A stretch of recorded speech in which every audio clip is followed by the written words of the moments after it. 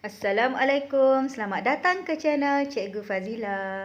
Apa khabar murid-murid? Sudah bersedia untuk belajar? Baiklah, hari ini kita akan belajar tentang kata nama am dan kata nama khas. Sebelum itu, kita kenal dulu apa dia kata nama. Kata nama ialah perkataan yang menamakan orang, haiwan, benda, tempat atau konsep. Kata nama terbahagi kepada 3 jenis iaitu kata nama khas, am dan kata ganti nama. Kata nama am ialah perkataan yang merujuk kepada benda, perkara atau konsep umum seperti dalam contoh di bawah.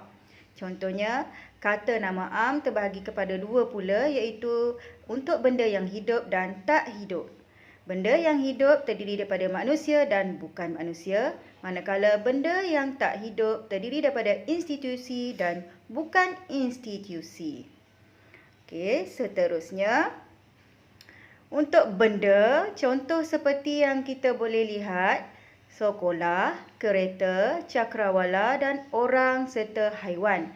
Manakala untuk perkara yang kita tidak dapat lihat seperti roh, udara dan iklim. Seterusnya untuk konsep juga kita tidak dapat lihat seperti kesejahteraan, perpisahan dan keindahan.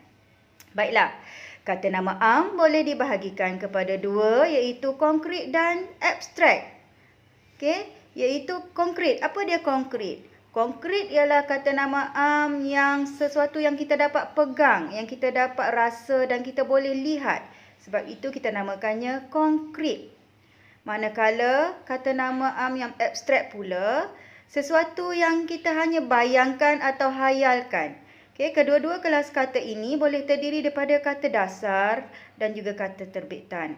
Baiklah, pertama kata nama am hidup manusia seperti petani, ayah, ibu, sastrawan, pelukis dan jurujual. Manakala kata nama am hidup bukan manusia seperti ayam, pokok, harimau, malaikat, ikan dan bidadari. Ketiga, kata nama am yang tak hidup untuk institusi seperti sekolah, persatuan, perpustakaan, hospital, pejabat pos dan stesen bas.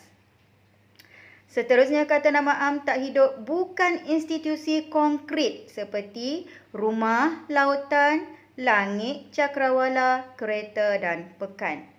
Manakala kata nama am tak hidup bukan institusi abstrak yang berbilang, yang boleh dibilang iaitu senyuman, bayangan, pendapat dan cadangan.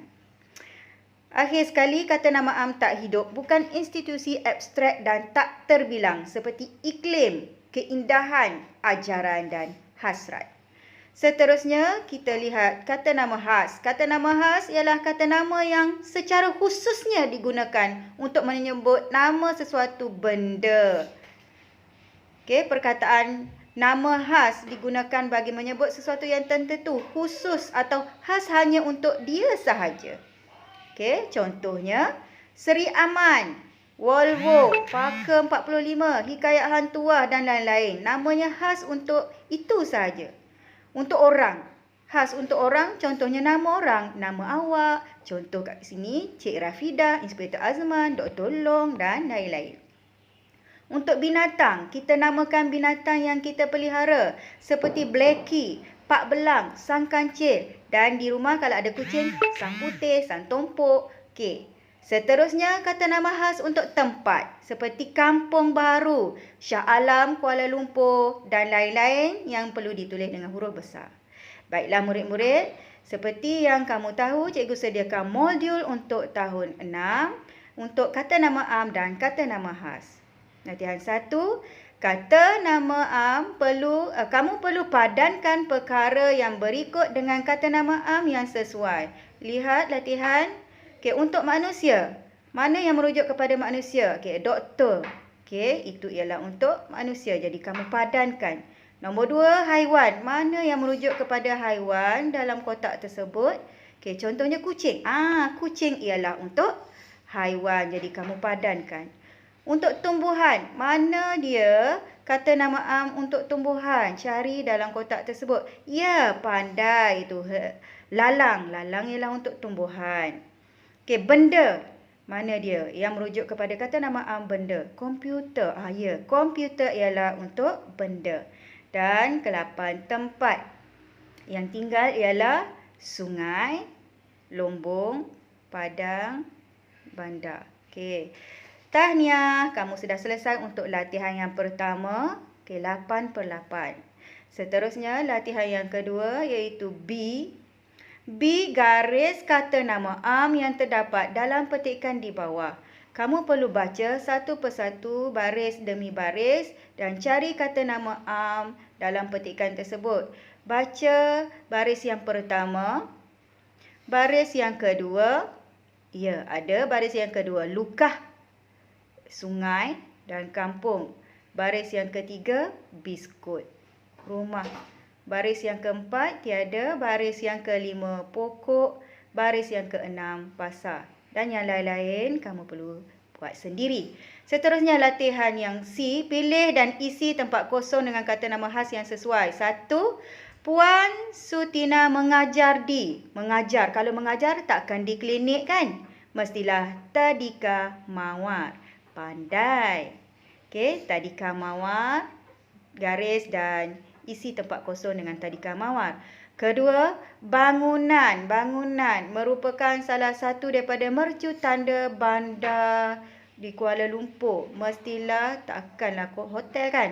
Menara Kuala Lumpur. Ketiga, ialah guru mata pelajaran. Mestilah Cikgu Ismail, takkan Dr. Ramli. Keempat, majlis perkahwinan kakak saya akan diadakan pada bulan. Bulan mestilah November. 5. Mereka bercadang untuk mendaki. Kalau mendaki mestilah gunung. Mana yang menunjukkan gunung? Takkan Sungai Kelang. Mendaki gunung. Yang ada dekat situ ialah Gunung Tahan. Jadi kamu gariskan dan isi tempat kosong Gunung Tahan. 6. Zaidi berasal dari utara semenanjung Malaysia. Ada dekat situ Kedah dengan Johor. Mana negeri di utara? Okey, takkan Johor. Johor ialah negeri di selatan. Jadi Kedah, negeri di utara semenanjung Malaysia. Ketujuh, anak perempuan Encik Mohsin. Tengok nama, ada 2, Zakaria dan Zakia. Okey, Zakaria biasa untuk lelaki. So, jawapannya ialah Zakiah. Dan last, yang terakhir sekali iaitu nombor 8, kereta. Ada 2 pilihan, Proton Satria dan Jaguh. Jaguh untuk motor, jadi kereta ialah Proton Saga. Tahniah, kamu sudah siapkan ke-8 latihan. Dan latihan yang keempat iaitu isi tempat kosong dengan kata nama khas yang sesuai. Pilihan jawapan telah pun diberikan dalam kotak. Kamu jawab sendiri.